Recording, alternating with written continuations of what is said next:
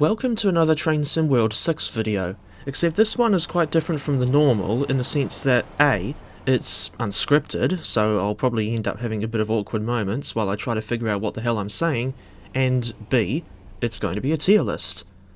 So the other day I was looking around the Train Sim Society Discord server, and I think I saw someone, although I forget who it was, made this tier list where they've listed off all of the UK add-ons in TSW. Although in saying that, I see that the East Coastway remaster is not there. So anyway, for those who don't know how a tier list works, you've got these tiers that, like, I think S tier is like for the absolute best of the best, and then like A is slightly better, and I think B and C are sort of the mediocre ones, and D and F tiers are for like sort of the worst ones. And then obviously, well, there's also like this haven't played one, but I guess that goes without saying. And at present, there are still some of these UK add-ons that I haven't got, such as the London Overground North London line, and I'm still waiting on the Richmond extension for that. But regardless, we may as well get cracking. Right, so the first one is the original Great Western Express of 2017. Now, I remember that for the longest time, this route wasn't particularly interesting, at least to me. Like, it got to the point where the scenery was really starting to show its age, and like the timetable just wasn't all that good. Like, it just didn't feel particularly busy for a route heading out of a major London terminus. So, right, what tier should this go in?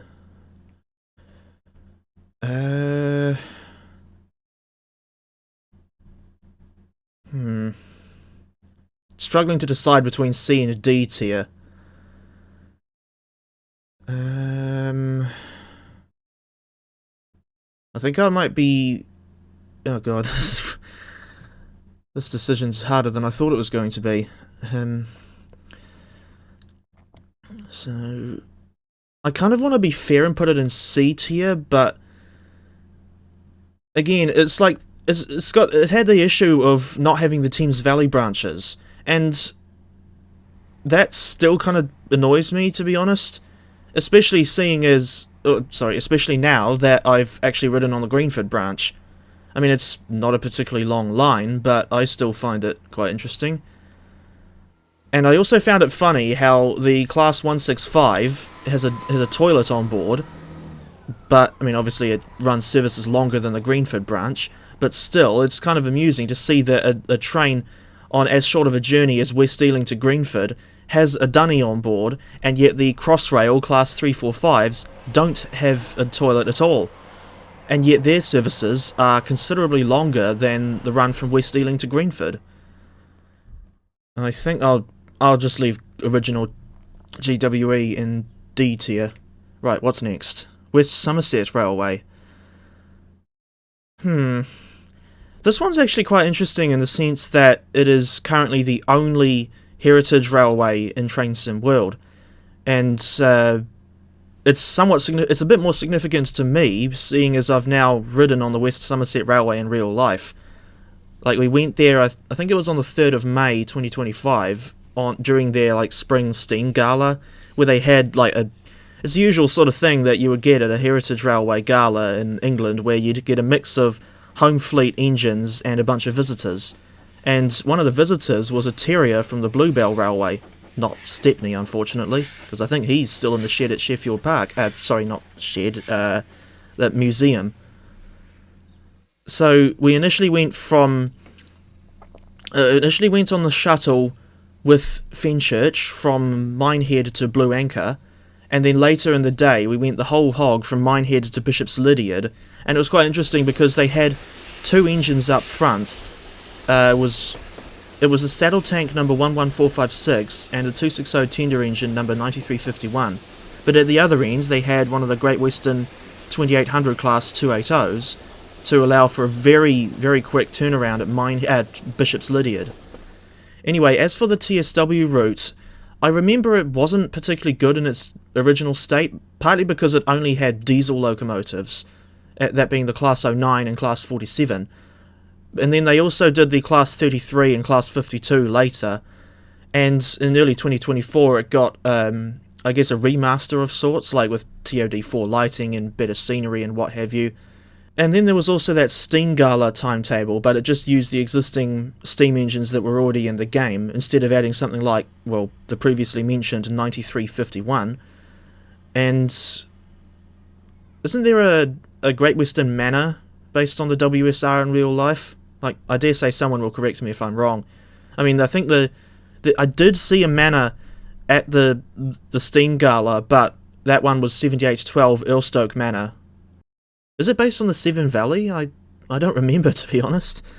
Anyway, as for what the route's like to drive on in TSW, it's certainly like a lot more relaxing than a busier route like the Brighton Main Line, but at the same time, it's not one I drive on all that much because it's only like, what, like 19 3/4 miles or somewhere around that, but it takes like the better part of 90 minutes to complete a full run because the speed limit is 25 miles an hour.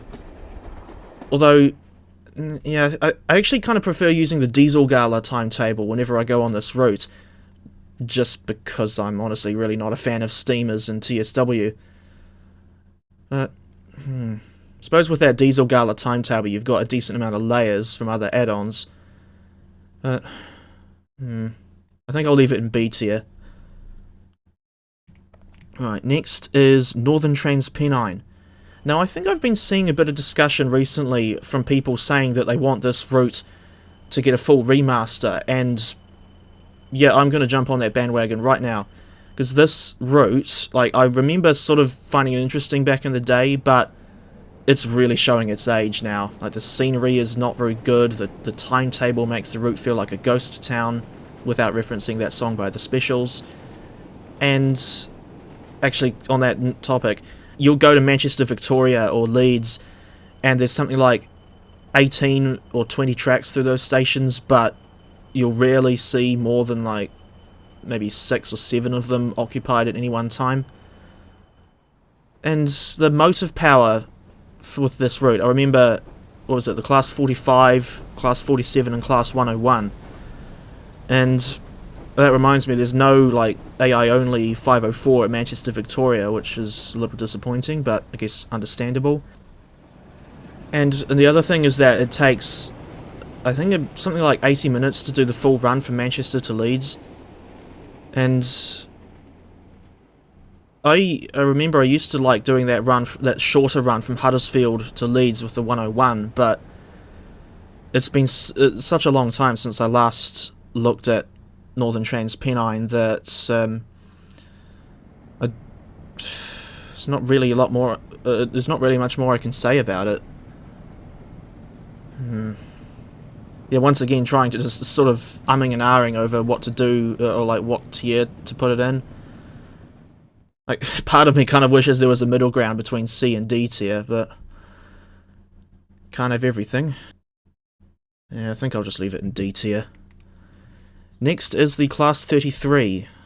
This was one of those add-ons I mentioned earlier that Dovetail did for the West Somerset Railway. Now, the Class 33 has...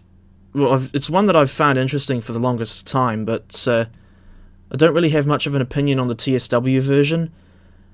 I mean, it's not horrible where the quality is concerned, and from memory it looks and sounds decent, but it's just a bit disappointing that there's only one livery included.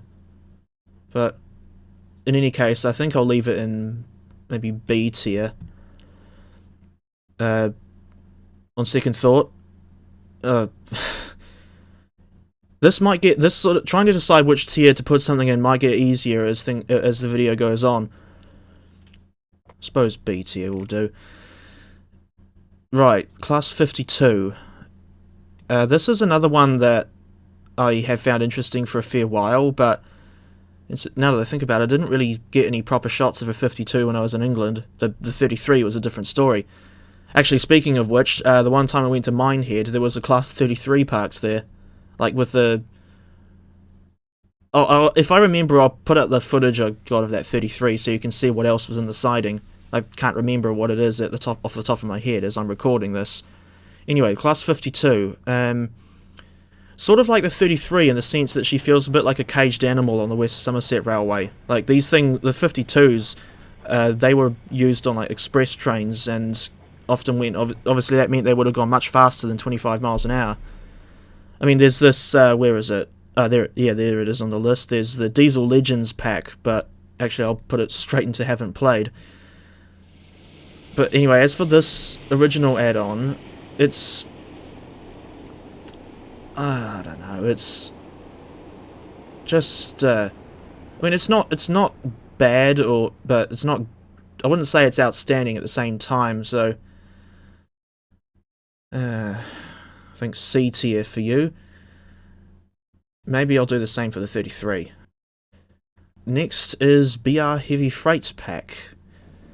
This was an add-on for the Northern Transpennine routes that added the Class 40 and Class 08. And I still remember there was this one scenario where you get to do a bit of shunting in Leeds with the Class 08. And I also remember thinking it amusing how you could actually open the side doors on those 12-ton vans and step inside. But the unfortunate thing is that Dovetail never really modelled any loads to go in those vans, so the interiors are always empty. As for the Class 40, I always found it annoying that they didn't include the split headcode variant. Like, the only two that they did include, one had headcode discs and the other had the 4-digit headcode box. I think, this is another one that I haven't looked at for a very long time. And, so there's not really much I can say about it, in all honesty. Like, there's an aside, I just want to say, like, there's so much, like, going on in terms of not just the sheer amount of DLC that the game already has, but also stuff that's, like, new releases. Like, there was that Czech route a few days ago, and then the Expert BR145, like, 2 days after that, and like 3 days from when I'm recording this video, we're getting Thomas Wonders of Sodor, and then there's like 2 more preview streams less than a week after that. It's like, give us a moment to breathe, for fuck's sake. Okay, that may be a bit of an exaggeration, but hopefully you get my points. Anyway, as for where I would put the heavy freight pack, I think I'll put it in B tier, because even though I don't use it all that much, I would say that it is a bit more useful than the 33 and 52. Because, I mean, well, it's certainly better value for money, because you at least get 2 locomotives with that pack. Next is the Tees Valley line. Now, this is one that I kind of like a bit more than Northern Transpennine, mainly because it's just a bit easier to drive on. Because there aren't really any significant gradients, at least not between Darlington and Middlesbrough. Like, if I remember rightly, the gradient starts to get a bit steeper between, Redcar Central and Saltburn. I'll have to revisit the route again at some point. Anyway, so this one is set in 1989 and focuses primarily on freight trains, but you also get the Class 101 to run a passenger service, and for the life of me, I can't remember if the Class 142 from Blackpool branches layers onto this route. Someone will have to remind me if it is or isn't in the comments.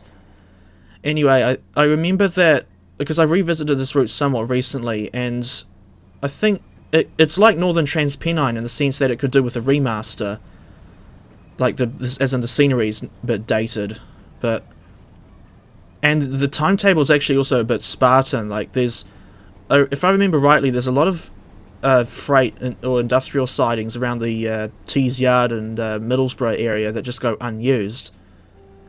And I also reckon that, one idea I've had for a fair while is, I reckon the developers ought to do, like, a gameplay pack that sort of has, like, 80s, or, like, late 80s era liveries for the Class 47 that could be used on the Tees Valley line, and perhaps the other Just Trains routes. But actually, speaking of which, I'm still kind of on the fence regarding Preston to Crewe. Like, don't get me wrong, it's I mean, I'm not denying that it would be high quality. I mean, it's just trains after all. But I'm just kind of bored of all the WCML coverage in TSW, especially when compared to the East Coast main line. But that's another topic that I'll try to move on from. As for where I think yeah, screw it, I'll leave Tees Valley in C tier. Like, it's kind of a middle of the road route for me. Like, I kind of wish it had the section from Darlington out west to Bishop Auckland, because then you'd get more use out of the 101. But in its current state, it's just okay, I suppose. Like I said earlier, this is another route that could really do with a remaster and busier timetable. Right, Class 31. This was one of 2 locomotive add-ons that Dovetail made for Tees Valley. And I remember thinking that this one's actually, like, not too bad, in the sense that it's got pretty good modelling and decent sounds, and I kind of, I just like the aesthetic of these, like, vintage British diesels. But one thing I don't like about driving the 31 are the brakes. Like, I remember that it seemed like, regardless of what setting the brakes were in, they would just be really, really sluggish. In other words, it would take ages to slow down a heavy train. And I think even when the train was somewhat lighter, the brakes were still a bit weak. But on the whole, I think I'll leave the 31 in B tier. Oh, and that's another thing I just want to add. It's a little bit disappointing that you don't have the skinhead variant. That's the one that doesn't have the 4-digit head code box. And obviously, it's another case where they only included one livery. But moving on. Next is the original East Coast Way. Now, this was one that I still liked for the longest time, even though it was starting to show its age. I think if the remastered version was on here, I'd probably put it in, like, maybe B tier, even though it still has its issues. But yeah, I think I might just leave the original in C tier. Like, I didn't think it was horrible, but at the same time, it does have a bit of, like, limited replay value considering how short it is. You could say that about a lot of TSW routes now that I think about it. Right, what's next? The Class 20. This one I still kind of like because, again, the modelling and overall sounds, I think, are decent, but what really disappoints me with this pack is that you only get the one livery, that being Rail Freight Red Stripe, and one variant, the one with headcode discs. I mean, and of course, to Just Trains' credit, they're including, like, an updated version of the Class 20 with Preston to Crewe, and they're going to add a few new variants. Like, there's they're doing British Rail Blue in addition to the existing Rail Freight Red Stripe. So, I mean, at least I'll have another reason to get the Preston to Crewe route eventually. I don't think I'll get it at launch, but we'll just see how it goes. I think I'll put it in the same tier as the 31. I mean, I kind of prefer driving the Class 20 over the 31 just because the 20s are a bit more unique for British diesels in the sense that they've just got the cab at one end, and obviously there's the contrasting visibility, but, like, depending on which end you're driving depending on which direction the driver is facing. Right. Now we get to the original Isle of Wight. Straight into F tier. Yeah, the original version of this route is not good at all. Like, I think it's partly just, well, the scenery for one thing. Like, I remember looking around at Shanklin and seeing that the distance, that, like, there's sort of semi-immediate scenery just outside of the station heading east looks absolutely nothing like the real thing. And I can actually vouch for that because I have actually been to Shanklin in real life and walked along that road east of the station. But the other thing I didn't like about this original route is the fact that you only had 2 trains present in timetable mode, like for each of the passenger services, because they had like 2 an hour in each direction, but it had these weird 20 and 40-minute intervals where the crossing loop or the crossing points would alternate between Sandown and Ryde St John's Road. And also the Class 483 that comes with the route is not... it's the usual story with Rivet games, where it's... the modelling is, I would go so far as to say, good, but the sounds just a bit... the sounds just aren't all that good, if I'm honest. I remember there's this really repetitive sort of clickety-clack sound that you hear as you go along, even when you're not going over track joints. Oh, and there's also, and the other elephant in the room, the Network Southeast delivery clashing with the, what was it, late 2010s era of the route itself. Yeah, I would not recommend the original Isle of Wight. Right, next is the Class 313. Now this one was released in October 2021 as an add-on for East Coastway, and I think the 313 is fine. Like, there was a sound mod a while back for this train, but I don't think it's available anymore, and I obviously haven't got it anymore, so I can't see if it works with TSW6 or not. But I think I do like driving the 313 from time to time because it offers a bit of a contrast from the more modern Class 377. Although one thing I don't like about the 313 is that the brakes, like, they just seem... I don't know if they're overpowered, but you get this nasty sort of jolt in the cab when you move when you first move the brake lever. I don't know if anyone else has that issue, but it's just something I've noticed. Just overall, it's just a reasonably solid pack. Although I kind of wish it had more than just the refurbished Southern variant, but then again, those other variants, like the First Capital Connect, then into like Great Northern and what have you, would be kind of useless because we don't have the line out of Moorgate in TSW. Right, next is the not Class 314, the Cathcart Circle. This one has, for the longest time, been one of my favourite add-ons, and I'm just going to put it straight into A tier because why not? So, I mean, while this route is quite short, it is at least not like decently interesting because you can run 3 different services in their entirety, and for the fair while it's been one of my go-to route options if I just want to do a short, like 25 to 30 minute run. And the 314 is obviously quite similar to the 313, being part of the same family and what have you, but there's actually, now that I think about it, there's not really much of a difference in terms of the overall driving experience between the 314 and 313, apart from the fact that the 314 uses overhead wires exclusively, whereas the 313s were dual voltage, but the ones that got refurbished for Southern became third rail DC only because they had the pantographs removed. I think one thing I will say about Cathcart Circle before moving on is the timetable, because I remember it was really quite Spartan, especially at Glasgow Central, but then the new timetable that comes with the Class 380 makes the route feel so much more alive. And yeah, I just think Cathcart Circle is just a good route.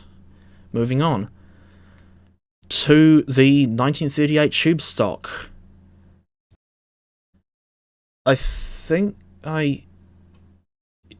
this is another one where I'm sort of undecided, like, because I remember thinking that the 38 stock, at least the TSW version, it's sort of a middle of the road thing for Rivet, I guess, but it just seems a little bit weird running this vintage train that I don't think is specifically meant to represent the preserves unit that occasionally does excursions on the underground system, and therefore it sort of clashes with the time period of the Bakerloo line in the game. The other thing, of course, now is that I've actually seen that preserved 1938 stock coach in the London Transport Museum, but that hasn't really had any effect on my opinion of the add-on, but I think I'll leave it in D tier. I mean, it's the sounds, for one thing, they're similarly weak to the 483 because it's effectively the same train, and there's not really a whole lot you can do with the 38 stock, especially seeing as we've only got one underground route in the game. Right, next is Brighton Main Line.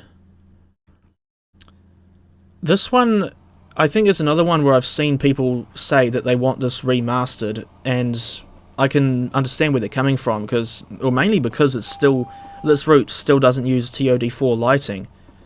I mean, as for the timetable, that's already pretty substantial as it is, so it'd be interesting to see if they could do like an improved timetable if they ever did a remaster of this route. Like, that thing they certainly could do is add a layer for the 12 car, well, actually add the 12 car class 700/1 and build a new timetable incorporating that as a layer. That's something that has always kind of bugged me, that like the lack of the 12 car class 700. I mean, the route just doesn't really feel right when you don't see any Thameslink trains between East Croydon and Brighton. But on the whole, I think it's still a reasonably solid route. Like, at least one point in this route's favour is that it is a complete end-to-end route, going the whole way from London Victoria to Brighton. And incidentally, I did go to Victoria in real life, but I didn't actually film any Southern or Gatwick Express trains there. Only the southeastern ones, and then later another train on the Victoria line.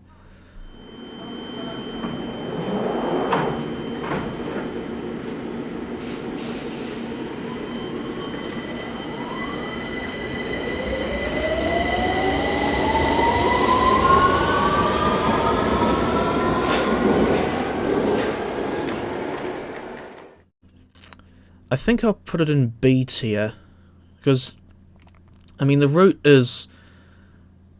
I think it's saved primarily by having the very substantial timetable and being a complete end-to-end route, but the lack of other Class 377 variants is still quite annoying to me, and the same goes for the Thameslink trains. I think that route... I would like to see that route remastered at some point. West Cornwall Local. I'll start by putting this one straight in F tier. I don't know what I can say about this route that I haven't already said, but in summary, crap scenery, very bizarre choice on where to end the route coverage. Like, St Austell's not a major station by any means. Like, they should have continued the route coverage all the way to Plymouth, which would have made a lot more sense. Oh, and don't get me started on the lack of the Falmouth branch. And there's also, like, poor quality sounds. I mean, they're not necessarily poor quality, because I think they were actually Armstrong Powerhouse recordings that Rivet used on the Class 150, but it's just that they edited them to the point where the end result sounds terrible. Like, and I've sort of got a bit more backing behind that claim, seeing as I've actually now seen and ridden some 150s in real life. And actually, now that I think about it, I also effectively went on this route in real life, going initially from Lost Withiel, because that's where we were staying when we were in Cornwall, going through to Penzance with a visit to Camborne on the way, and then also went to the St Ives branch, and then the next day we finally went to St Austell.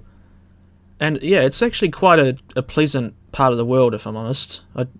So if anything, that's now that I've seen it in real life, that's sort of reinforced the belief or the opinion I already had that the scenery on the in-game route was quite bad, especially on the St Ives branch. Yeah, in summary, West Cornwall Local's just not a good route, and I would not recommend it. Southeastern High Speed is next. I think I'll just go straight into A tier for this one. Like, it's quite a reasonably long route. You've got the interesting contrast between both the third rail classic lines and a bit of high speed one between St Pancras and Ashford. I just kind of wish there was a Eurostar train in there, because at present that bit of HS1 sort of feels a bit weird with no Eurostar trains present. And of course, there's quite a healthy amount of service variations, so I generally don't get bored on this route.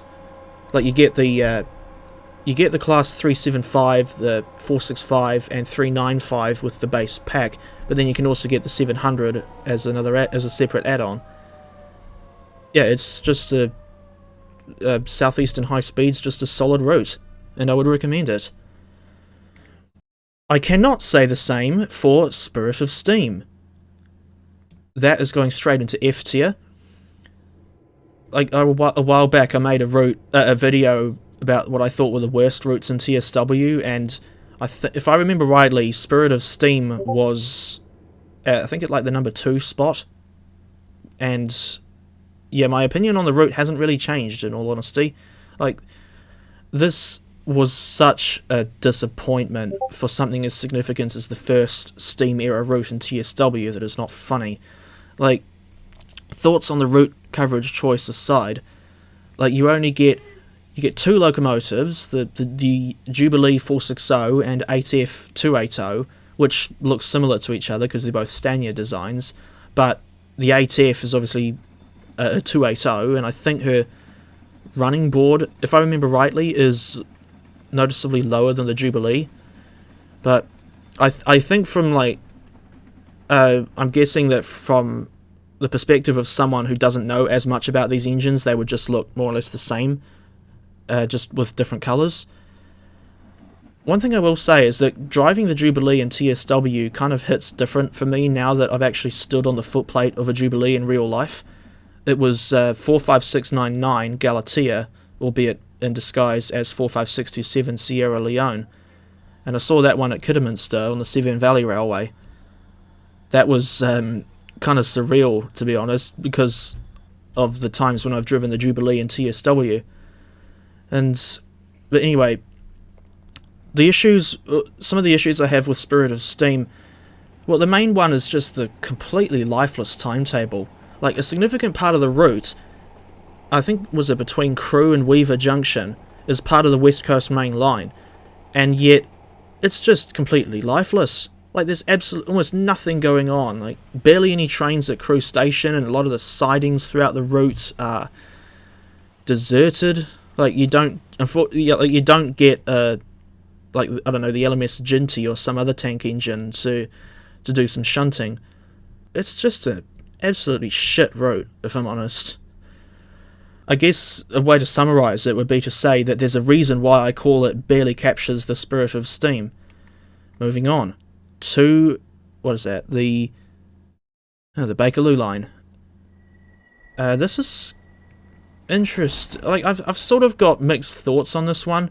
Like, it mainly stems from the fact that we've got the Queen's Park to Harrow and Wealdstone section as part of that WCML South route, and rather annoyingly, Dovetail didn't include the underground section south of Queen's Park with that add-on, so you've essentially got, like, if you want to drive the full route, you have from Queen's Park to Elephant and Castle to Harrow and Wealdstone, you have to use the older version of the route that doesn't have any improvements to bring it up. Well, the train at least doesn't have any improvements to bring it up to modern standards, and for some reason you still don't have the Class 350 and Class 390 as AI traffic on the WCML tracks in the original Bakerloo add-on.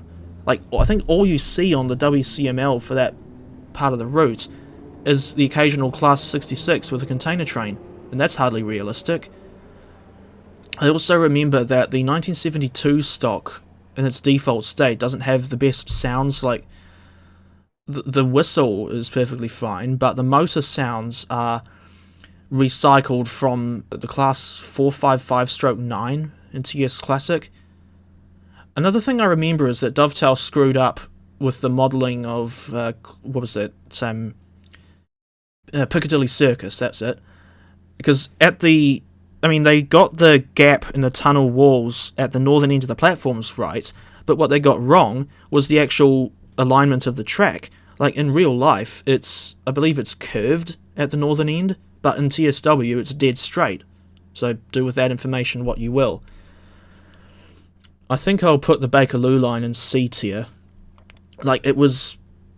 I remember it being pretty good for its time, partly because I was just blown away by the fact that Dovetail have done an underground route, but I don't know, it just hasn't aged all that well.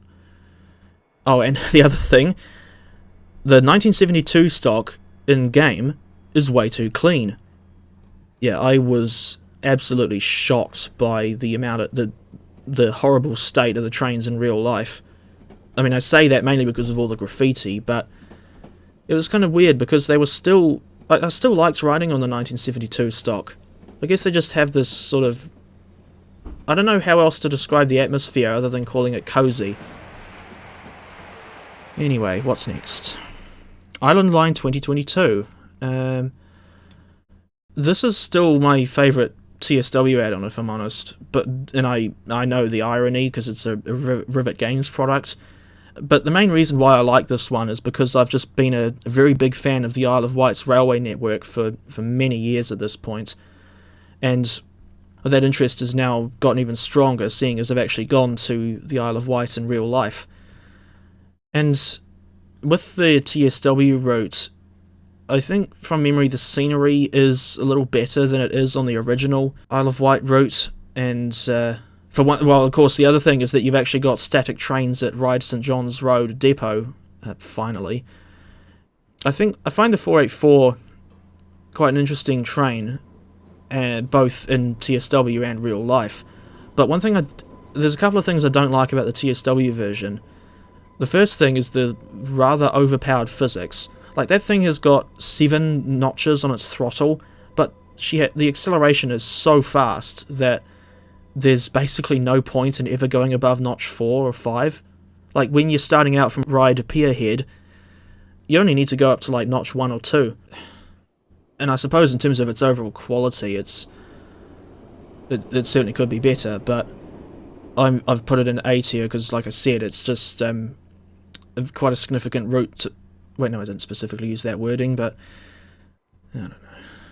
See, I told you that I'd sort of forget what I was trying to say, because I'm not all that good with unscripted videos.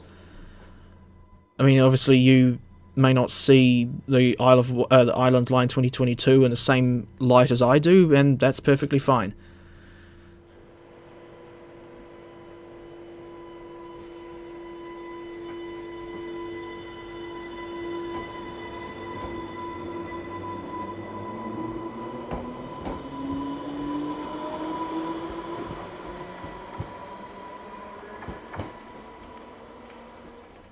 Right, what is next? Oh, the railhead treatment train.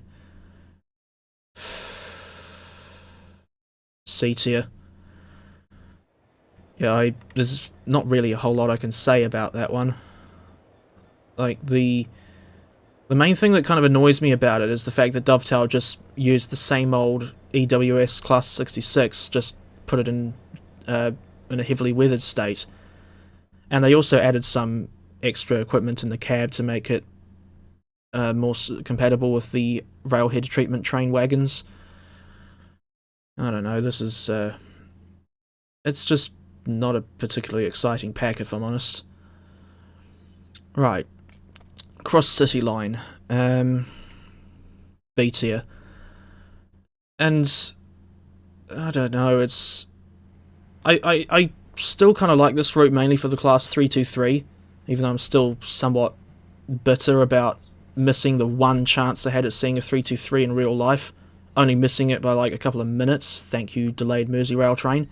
But anyway, as for the TSW route, I remember thinking it's certainly... what is it? Well, the 323 is a decent quality train as far as I'm concerned, although I think the sounds, they're not horrible, but they could still do with a bit of touching up. And there's only one station on the Cross City Line that I've visited in real life, that being Sally Oak. And but the TSW route I've found interesting, because again, it's another one of these complete end-to-end routes where you can drive like a service in its entirety, like going all the way from Lichfield, Trent Valley, down to either Redditch or Bromsgrove. And although, of course, one downside there is that the services are generally well over an hour long, so I can understand why some people would be put off from driving this route. But, and the other thing, of course, is that the default timetable leaves a little to be desired, especially at Birmingham New Street. And, of course, the new timetable is only available as part of the that Class 170 pack, which we'll get to eventually. Right, next is the silver reskin for the 1972 tube stock that they did as part of that New Journeys expansion pack. I'm going to put that in F tier. Like, this is a pretty weak add-on, if I'm honest. Like, they didn't bother changing the interior to properly backdate it to its original condition, so what you're getting in that add-on is effectively a fictional heritage unit, and it doesn't really add anything aside from just the change of livery on the outside. Like, I don't think that add-on's worth your time, to be honest. Right, ScotRail Express, Edinburgh to Glasgow.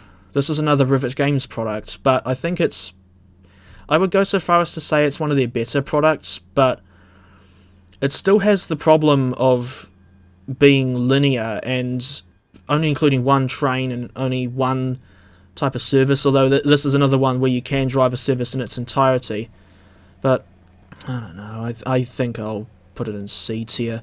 Like, it doesn't help that the Class 385 doesn't have particularly good sounds in her default state.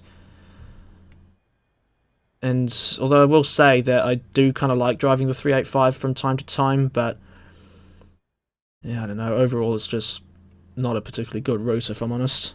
I really think it should have built the route coverage up to like Stirling or better yet Alloa, and also added that section going via Falkirk, Grahamston. But I don't know. It's just a shame that there's only 3 Scottish routes in TSW. Could really do with some more, if you ask me.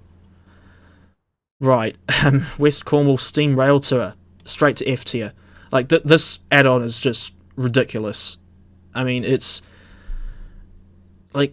essentially 2 reskins for the existing LMS Jubilee locomotive, and said reskins are completely out of place for a route set in former Great Western Territory in the early 90s, and from what I understand, neither 5593 Kolhapur nor 5690 Leander actually ran into Cornwall in the 90s. And I'm just thinking, what on earth were Rivet thinking when they made this add-on? Like, it's just a joke. Like, I really don't know what else to say about it, in all honesty. In the case of the Class 700, on the other hand, despite the lack of the 12-card variant, I think I'll put this one in A tier, because the modelling is really good as far as I'm concerned, and whenever I've driven the 700, I've thought this is a very solid train overall. But it's just a shame that you can only really use it on southeastern high speed between Dartford and Rainham. I really want to see the 12-car 700 in TSW. Well, I say in TSW, but I mean as an official DLC, because you can get that variant but only as part of a modded timetable for the Brighton Main Line. So unfortunately, console players are still stuck with only the 8-car 700/0 variant. Incidentally, I did ride a 700 once in real life. It was just a short hop from St Pancras Thameslink to West Hampstead Thameslink, and I can see why they're called ironing board seats. I'll just leave it at that. Right, next is Peak Forest. I find this one a bit more interesting than Barely Captures the Spirit of Steam, but it suffers from the same problem as Spirit of Steam in the sense that the timetable is far too Spartan. And if what I've heard about that Class 104 add-on being cancelled is true, then that kind of sucks, to be honest, because I was looking forward to the 104. I think I'll put Peak Forest in C tier. Like, it's sort of just a middle of the road route for me. Like, the 4F is decent little thing, and probably the only steam locomotive in TSW that I don't mind driving. I just wish that the timetable was a lot busier, especially for services to Buxton Midland, because I think there's not even 10 services in the timetable that cover that branch, if I recall correctly. In contrast to the two steam era routes, the next one we're going to look at is much better in my opinion. It's Blackpool branches from Just Trains, and I think they kind of knocked it out of the park with this first route of theirs, although again you may see it differently, and that's alright with me. I mean, I personally like Blackpool branches because it's got a non-linear layout, so you can go from Preston either down to Ormskirk or across to Blackpool North and Blackpool South. And I particularly like some of the stations on the Blackpool South branch because it's just well, personally I find it interesting just seeing them in a really sort of a rationalised, or in the case of St Anne's on the Sea, very run down state. And the Class 142 Pacer is also a pretty solid train. And what else do you get with that route? I think it's the Class 47 and Class 08, but both have had a bit of touch-ups, and although in saying that, I generally don't drive the 47 or 08 all that much. Like, there's so many add-ons in the game that I don't really hardly have time to visit a lot of them. But whenever I do drive the Blackpool branches route, it's sort of, I don't know, it's just pleasant, I guess. Like, the scenery is not too bad, and I think that, yeah, the non-linear layout sort of helps to keep it interesting. Alright, next is Midland Main Line. I am going to put this one in C tier, because this is another one that's kind of a mixed bag. Like, I mean, I remember it had a disastrous initial launch, so... But although in saying that, I forget exactly what went wrong at first, but I know that Skyhook have done numerous updates to it, and the route now is sort of a decent... The overall quality is alright, but as far as I'm concerned, and I do like driving the Class 158 between Derby and Nottingham from time to time, but the main issue I have with this route is the route coverage simply being way too short. Like, it's only Leicester to Derby and Nottingham, so it's a sort of a Y shape of sorts, and I'm just a bit puzzled as to why the route coverage only extends to those three cities. I don't know. I guess it is what it is. It's just a middle of the road route for me. Next is the Europhoenix Class 37. I mean, I know it's labelled as ROG Class 37, but I always refer to it as Europhoenix. In any case, this is a gameplay pack for Southeastern High Speed that adds a new variant of the Class 37, which of course we already had with Tees Valley and West Cornwall. But at least in the case of this version, the former headcode box is at the correct height. Yeah, it just looks really silly on Rivet's attempt at a 37. Because they for some reason placed that the former headcode box just a little bit too high up. And anyway, in this add-on you also get a Southeastern White reskin for the Class 375, 375/9. But again, this was an opportunity missed to add the other variants of the 375. And yes, I know that there's the 375/6 and 375/3 with the Medway Valley line, but I still feel like they should have been... we should have got more than just the 375/9 right out of the gate. C tier. Like, it's one of the better gameplay packs as far as I'm concerned, but there's just not really a whole lot you can do with it.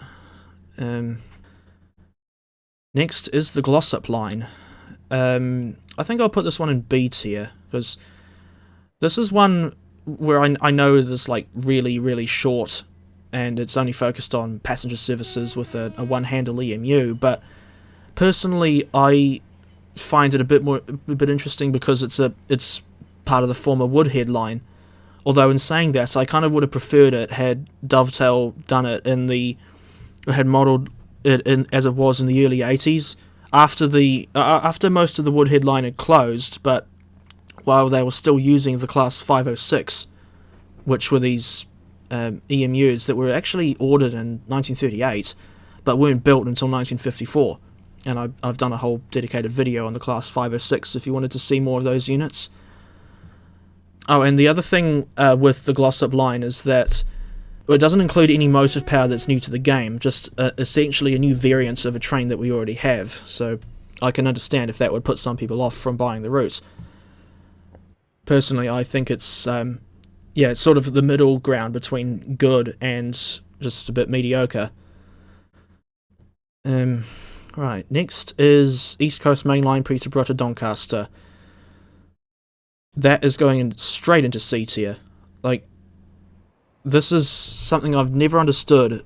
Dovetail's decision to do Peterborough to Doncaster, which is just, like, it's just not an particularly interesting section to drive on.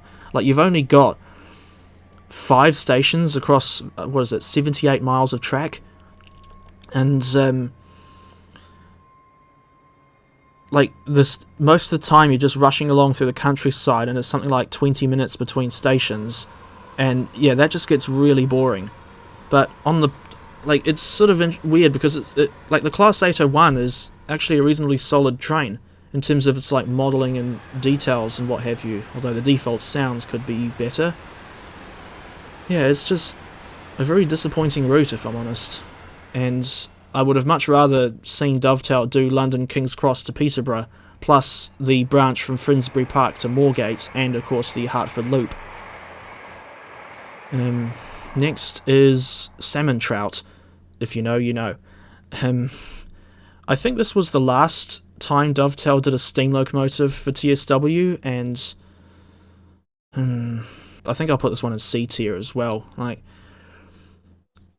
I suppose it doesn't help that they did Scotsman in his current preservation condition, because this is just a personal preference thing, but I have never really been too keen on the engine being turned out in BR green. Like, I much prefer how the A3 Pacifics look in LNER pre-war apple green. But, of course, one saving grace with the TSW version of Flying Scotsman is the fact that you can finally walk through the corridor tender from the footplate to the coaches, or vice versa. But speaking of the coaches, it sort of disappoints me how Dovetail just recycled the existing Mark II-A coaches from Northern Transpennine and just put them in a sort of a West Coast Railway-esque livery. And in all honesty, I'm kind of bored of the sheer amount of times when Dovetail have used Flying Scotsman as a rail tour layer on other route add-ons, like the Riviera line for one thing. But yeah, I don't know, I just this Flying Scotsman thing in TSW just doesn't really do it for me. Although in saying that, I remember recently I was using Flying Scotsman effectively as the lead in the silly little music video I made for the Tony Basil song Suspense, which I'd recommend watching if you haven't seen it yet. Anyway, moving on. What's this? One of the cargo line packs. I think I'm just going to go right ahead and put all of the cargo line packs except Volume 5 into the haven't played category. Just because I have never been interested in them. Like, they just don't offer much value for money as far as I'm concerned, and all 4 of these initial packs include the fucking Class 66. As if we haven't already had that damn thing enough times. Anyway, what's this? The Centro Class 323. C tier. Engineering Express from Rivet Games. F tier. Yeah, this is absolute crap, if I'm honest. Like, it's a very strangely executed add-on, in the sense that, well, for one thing, I'm pretty sure the ballast wagon that you get with the route is out of place for the time period on... No, sorry, the ballast wagon you get with the add-on and the 66 liveries and what have you. I think well, the ballast wagons, at least, they're out of place for the time period on the Edinburgh to Glasgow route. And I also remember that there's numerous inaccuracies on Rivet's depiction of 66587. That's the one in the pink livery. And I think there was also something wrong with the the DRS Blue variant. But yeah, it's just not it's not worth your time. I'll just leave it at that. One add-on that I would say is worth your time is the London Overground Goblin line from Gospel Oak to Barking Riverside. And yes, I know that the Overground lines have got new names, but I still use the old ones out of personal preference. So anyway, I think the Goblin line, I've put it straight into A tier because even though it's quite a short route and you can only really do one service on it, a stopping service with a one-handle EMU, how many times have we seen that? But what saves this route from being considered mediocre, in my view, is mainly the details at all the stations. Although in saying that, the only one out of, 13 stations on that route that I've actually visited in real life is Gospel Oak. And I actually recorded a 710 leaving from Gospel Oak, going out to Barking Riverside. I'll take a break from talking to show you that footage.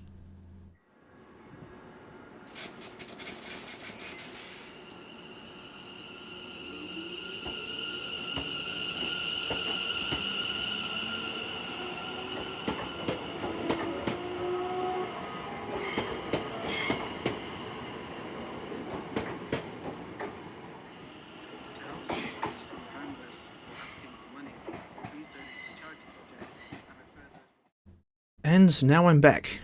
In the time since you had a look at that footage, I had a quick drink of water. Because I was talking for like the better part of an hour with no drink. Anyway, yeah, I just think that Gospel Oak to Barking Riverside is a pretty solid route. Although I don't blame you if the short length and somewhat limited replay value puts you off from buying it, but it's like the old saying goes, it takes all sorts to make a world. Next is Rivet's Fife Circle. Yeah, I don't know about this one, to be honest. It wasn't particularly good in its default state, and it still bugs me that the 170 has the wrong number range for the variant of headlight cluster that's been modelled. And I remember hearing some people saying that the scenery is not good. I mean, it's Rivet Games, so it kind of goes without saying. But anyone remember the Arosa line? But of course it does have that one highlight in the form of going across the fourth bridge, although I don't know if there's any modelling issues with that one, but I don't know. I think I'll just leave it in C tier. It's not awful, but it's not, I wouldn't say it's outstanding either. Right, Scott Rail 158. Yeah, I mean, this is another one that's not horrible, but I would still consider it kind of a rip-off, because it's, if I remember rightly, it's like 25 New Zealand dollars, but the trouble is that it just doesn't offer much value for money. I mean, obviously some alterations to the model to get the proper ScotRail variants, but again, it's just a modified variant of an existing model that's being sold at the same price as add-ons where it's a locomotive that has not been modelled for the game before. You get that a fair bit with TSW, as unfortunate as that is. Anyway, I mean, the other thing, of course, is that initially the ScotRail 158 only had a new timetable for the Edinburgh to Glasgow route, and we had to wait like well over a year after that pack's release before we finally got the blasted timetable update for Fife Circle. And I do have a video on the ScotRail 158 that was released after the timetable update, so you could go and watch that one for my full thoughts on the pack. Right, next is WCML Preston to Carlisle. That is going straight in S tier. I suppose I should elaborate, if that's the right word. So this is probably one of the single best routes, or at least in my opinion, it's one of the single best routes ever made for TSW. It's it may be mostly linear, because I think it's something like, 95 miles from Preston to Carlisle, and the only place where you can diverge off the main line is to go across to Morecambe. And that part of the route I find especially interesting, but this was even before I went to Morecambe in real life and caught a Class 156 to Lancaster and back. Like, it's just interesting seeing how, like, the old Morecambe station, before it closed, wasn't it about 1994 when the current Morecambe station opened? Like, it's a short distance back from the old one. And I remember when I've driven on the Morecambe branch in TSW, you can see I can sort of work out where the site, like when I'm driving over the site that's now occupied by the current station, like, because there's a road curving off towards, I think it's I think there's an Iceland supermarket down that way, and on that same street was the travel lodge at which we stayed. And incidentally, the land that now occupies where the track used to be, out of the old station building, I think that's now mostly a car park or a bus station or something. And there's a Morrison's nearby as well. Incidentally, that was the one and only time I went into a Morrison's. Anyway, as for the overall route in TSW, excellent scenery, a healthy amount of service variation, and good rolling stock in the form of the Class 87, improved 47 and 08, and is the 86 on here? Yeah, it is. I'll get to that later. But yeah, overall, excellent route. Well done, Just Trains.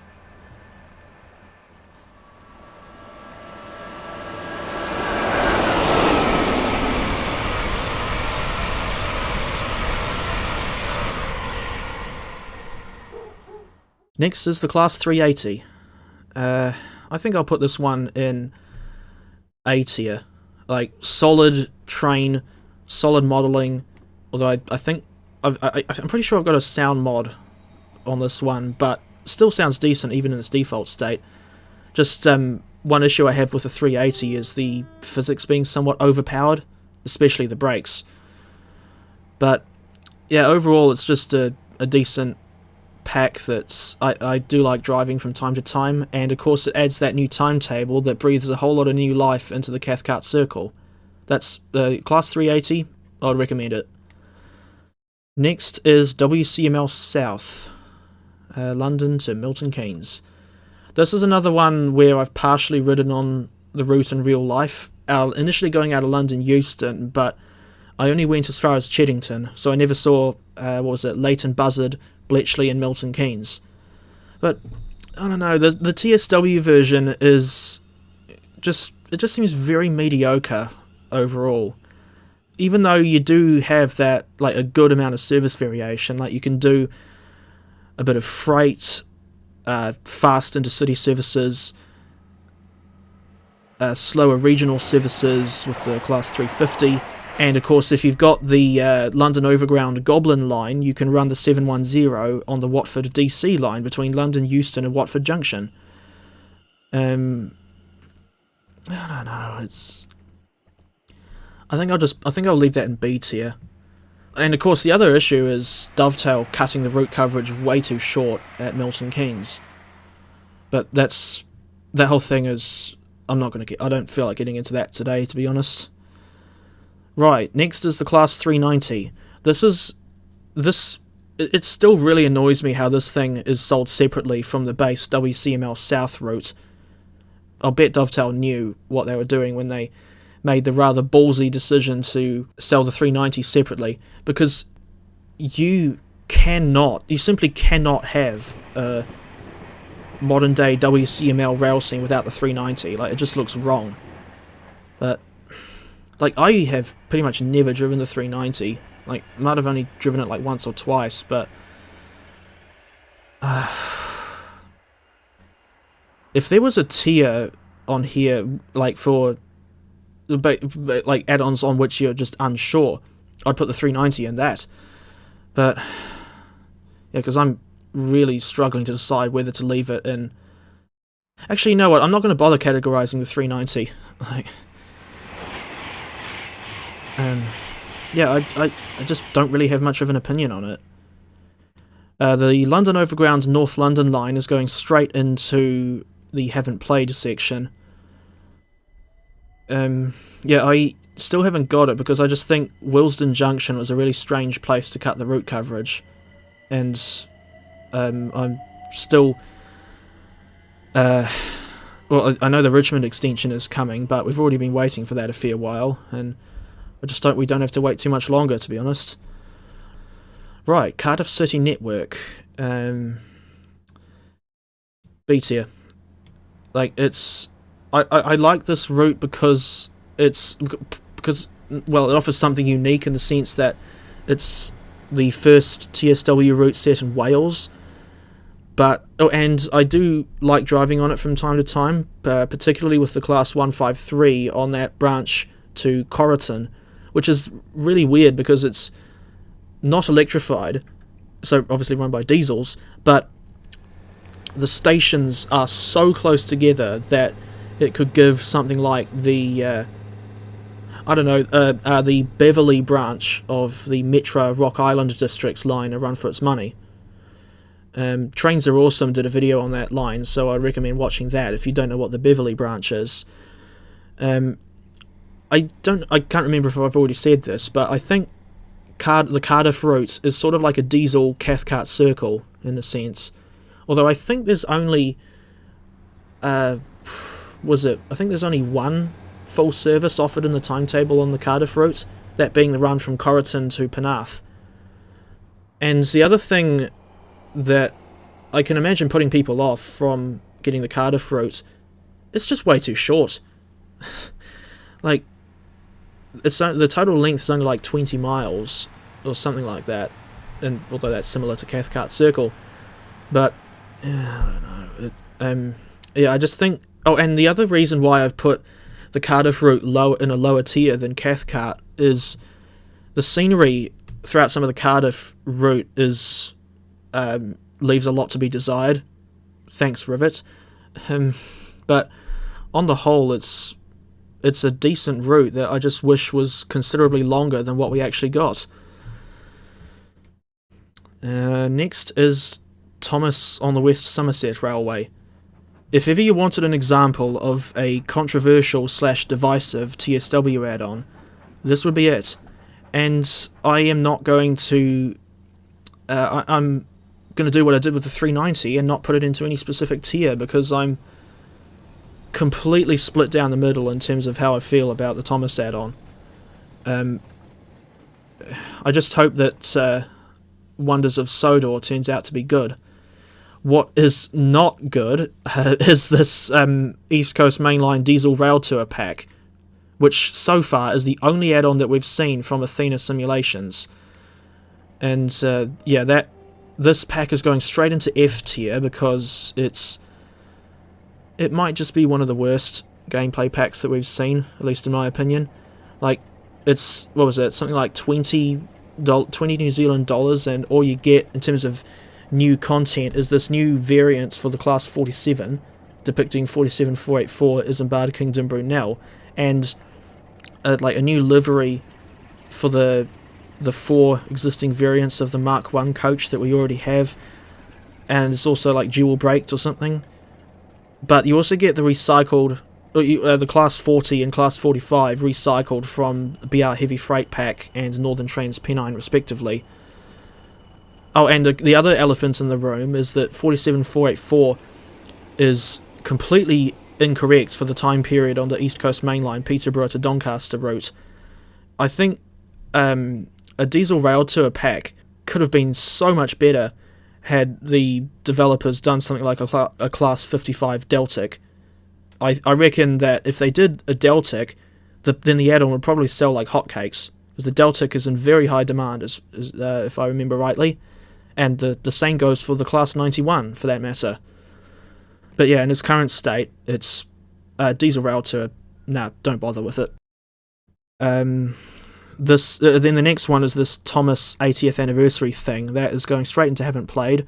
Although if I did get that pack, I'd probably put it straight into F tier, because it's pathetic. Like, all you're getting is like a new livery for Thomas, that being this odd sort of fiction.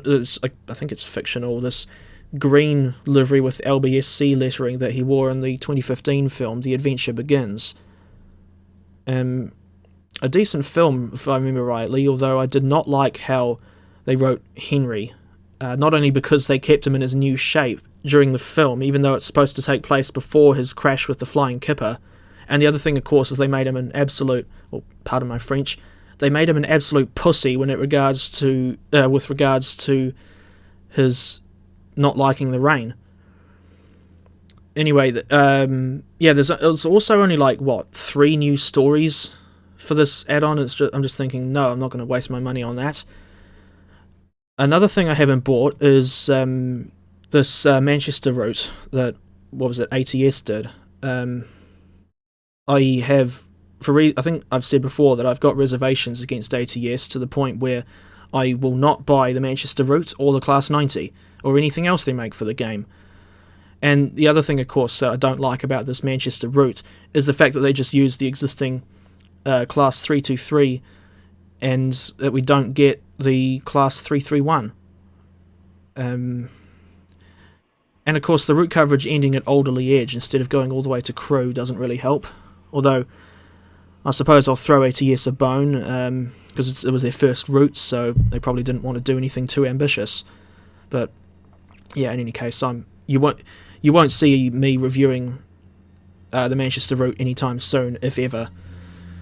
That's nice. There's a plane going over my house at the moment. Don't know how well that'll come across on the recording. Anyway, Class 86. I think I'll put that in A tier. This one is another fairly solid pack, in the sense that the 86 has pretty good sounds, is fun, but is challenging, but still fun to drive, especially once you get the hang of how the tap changer works.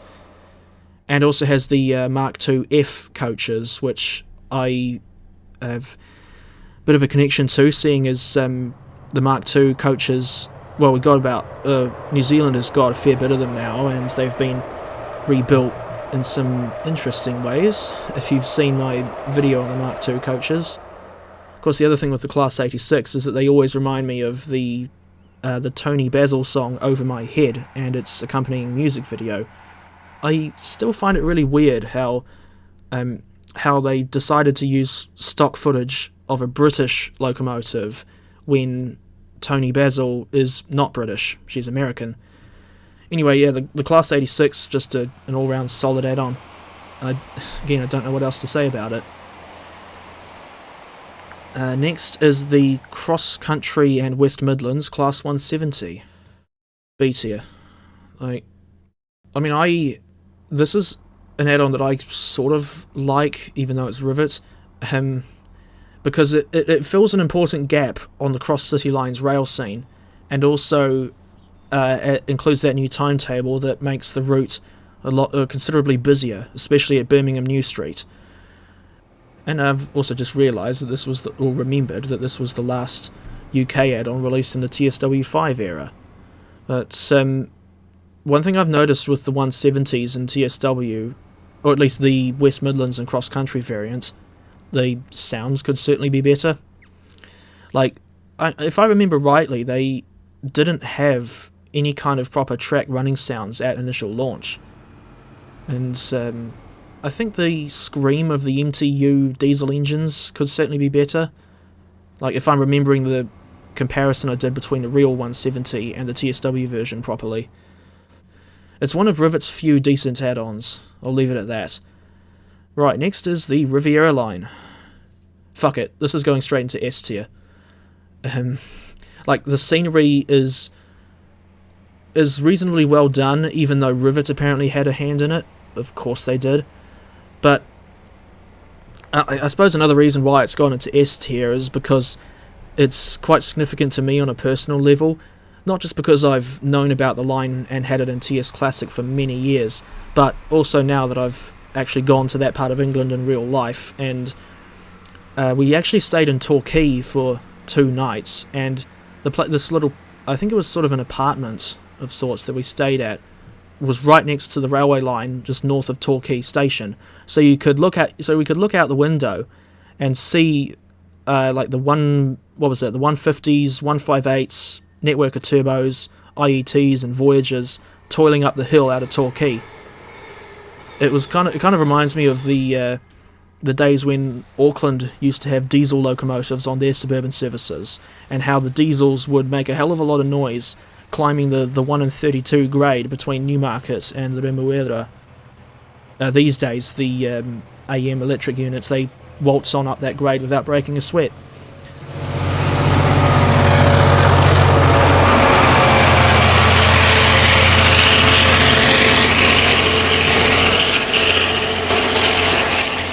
Anyway, back to the Riviera line. I also remember that I went to Dawlish on the 28th of April and did some train spotting there for a while, and I just think, looking on the TSW version, I just think it hits very different from most of the other routes. Again, because I've known about the line for ages, and have now and like seeing these locations in the game that I recognise from real life, it's just like, this may sound silly, but I think in my case it's sort of, well, it's partly because there's still no New Zealand routes in the game that mean that it's sort of like really, I don't know how to describe it, but it's just I mean, I'm not used to seeing routes in TSW that I recognise from real life, if that makes any sense. But yeah, I think the other one thing I will add about the Riviera line is that it's disappointing to only get the Class 802 and not the Class 800 as well, and the lack of a Great Western variance of the Class 158 is also a bit disappointing. But on the whole, just a really solid, well-made route, and the fact that you also get the section over the Devon Banks to Plymouth, that also helps. As for the Class 220, Class 221, when? Like, why the hell was that left out? That aside, I think the 220 is a reasonably solid train. Like, good modelling, and probably has more solid sounds than the 150 and 802, or at least that's what I thought at the time, but like, as at the time, meaning when the route was first released. But yeah, I think I'll might just leave the Voyager uncategorized, if I'm honest. Like, there's not really a whole lot I can say about it, because I just simply haven't driven it all that much. As for WCML Birmingham to Crewe, that's going into haven't played, because I'm still waiting for a chance to get that route at a reasonable discount. Cargo Line Volume 5. This is the only one of the Cargo Line packs that I've got, and like I said earlier, I'm not interested in getting the others.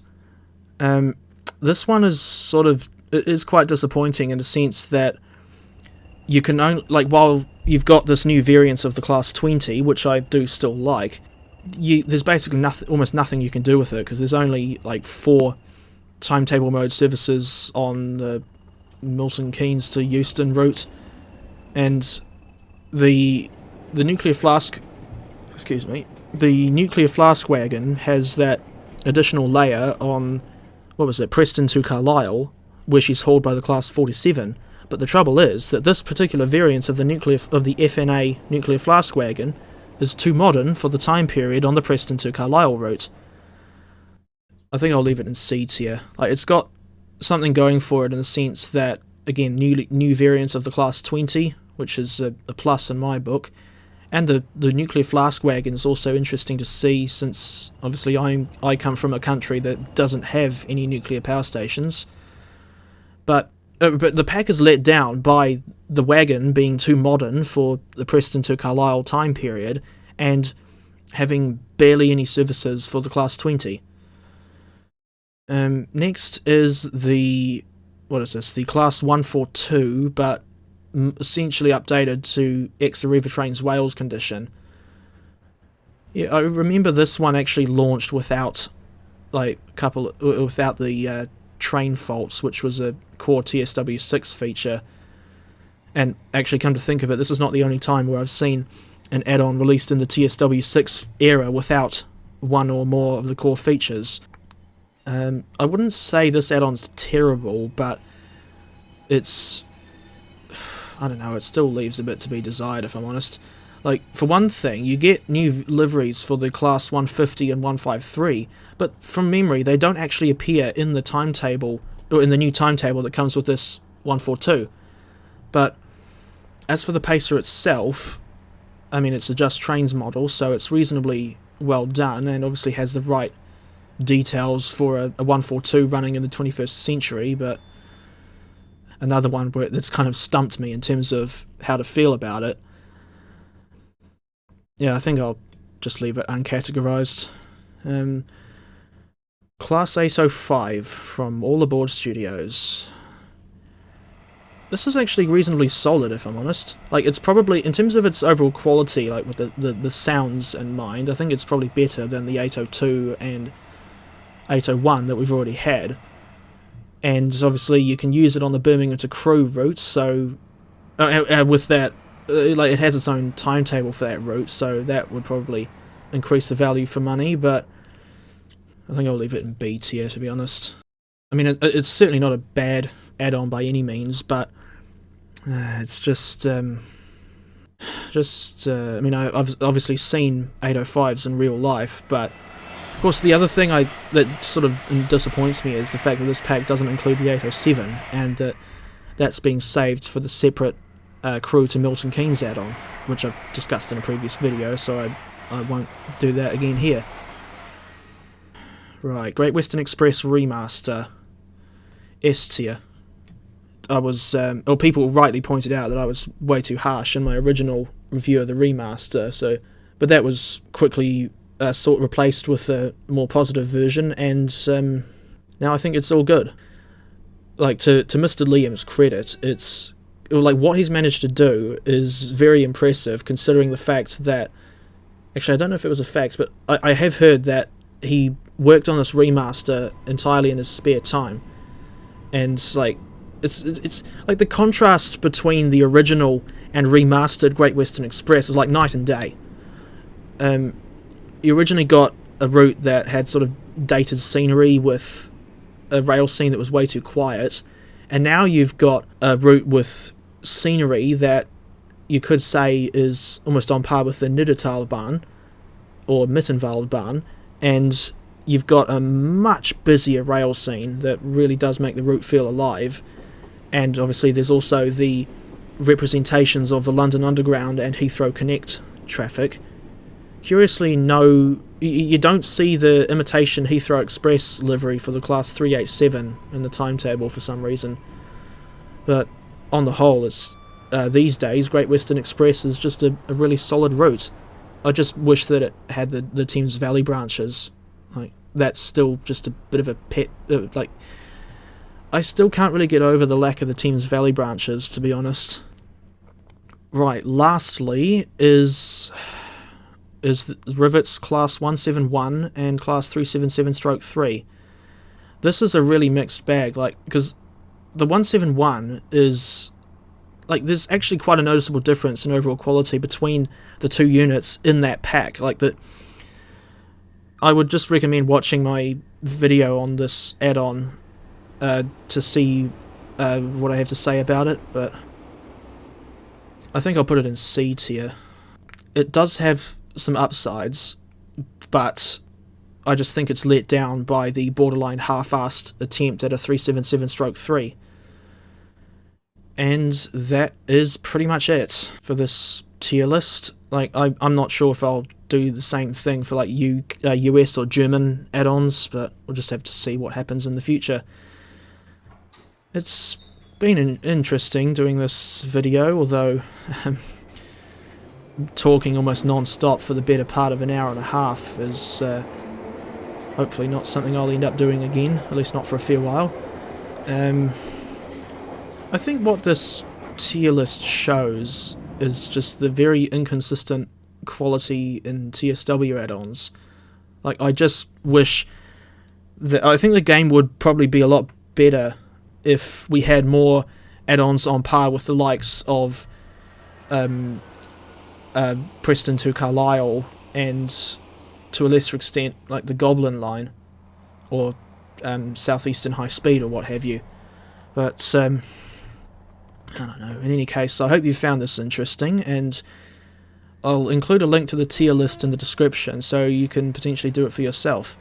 Once again, I don't know if I said this earlier, but I apologise for forgetting the name of the username of the person on the Train Sim Society Discord who made this tier list in the first place. But I don't really know what else to say at this point, so I guess I'll just say thank you all for watching, and I'll see you next time. Might be something in TS Classic or TSW, who knows.